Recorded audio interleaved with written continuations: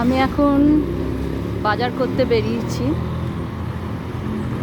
একদম হসপিটালের কাছেই। মেডিসিন নিলাম মেয়ের, ইন্ডিয়ান স্টোর্স থেকে এই এত জিনিস নিলাম। এখানে ইন্ডিয়ান স্টোর্স আছে, তাতে সব কিছু পাওয়া যায় আমাদের ওইখানকার। সেসব জিনিস নিয়ে এখন মেয়ে এখানে আমাদের ওইখানে যেটা টোটো বলে, এখানে তাকে টুকটুক বলে, সেই টুকটুক বুক করছে। আসলে আবার বাড়ি যাব।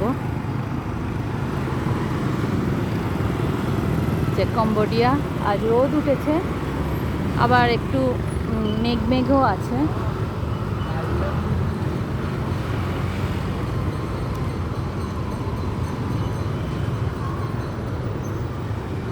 এই যে রোদটা পড়ে গেছে।